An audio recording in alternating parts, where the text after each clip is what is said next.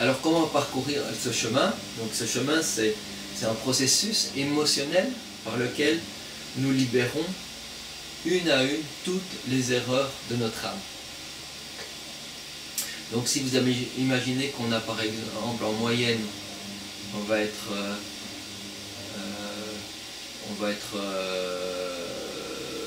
pas exagérer, on va dire seulement 2 erreurs par semaine, ça fait environ 100 erreurs par an. Lorsqu'on atteint 40 ans, on a déjà 4000 erreurs dans notre âme à libérer. Pour atteindre cet état d'union avec Dieu, on va devoir les libérer une à une, donc par un processus émotionnel, avec l'aide de Dieu, donc qui implique d'englober Dieu dans le processus, donc qui implique de développer une relation personnelle avec notre parent, avec Dieu le Créateur.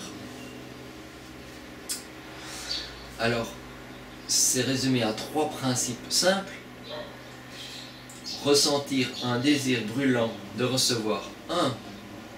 L'amour de Dieu. L'amour de Dieu est ce qui transforme notre âme en une créature plus aimante jusqu'au moment de la nouvelle naissance ou de l'arrivée dans la 8e sphère, dans l'état d'union avec Dieu, où l'âme est complètement transformée d'une âme humaine en une âme céleste, angélique ou divine, si vous voulez. L'amour est l'élément, est ce qui nous guérit. Ce n'est pas nous qui guérissons sur le chemin, c'est l'amour de Dieu qui rentre dans notre âme qui nous guérit.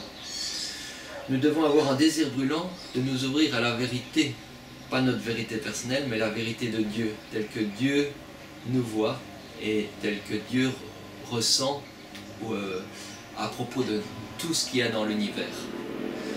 Car c'est la vérité qui ouvre notre âme, qui a assoupli les parois de notre âme, si vous voulez, à la réception de l'amour. Donc nous devons avoir ce désir brûlant pour la vérité de Dieu. Et enfin, nous devons avoir ce désir brûlant d'être humble. Et donc, être humble signifiant de désirer, ressentir et expérimenter toutes nos émotions, qu'elles soient douloureuses ou qu'elles soient agréables.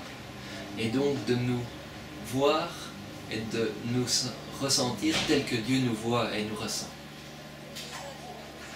C'est l'humilité qui nous permet, donc ce processus émotionnel, d'expérimenter la douleur, les erreurs dans notre âme, qui nous permet de libérer les erreurs et faire la place pour que la vérité puisse entrer. Et quand la vérité rentre, si on a le désir, l'amour qui va nous guérir rentre aussi. Voilà, alors ce chemin, le chemin, est le sujet des enseignements d'A.G. Miller. Et donc il y a des milliers d'heures d'enseignements à ce jour disponibles à ce sujet. C'est un enseignement à propos de l'amour, à propos de développer notre condition d'amour pour devenir un avec Dieu et au-delà.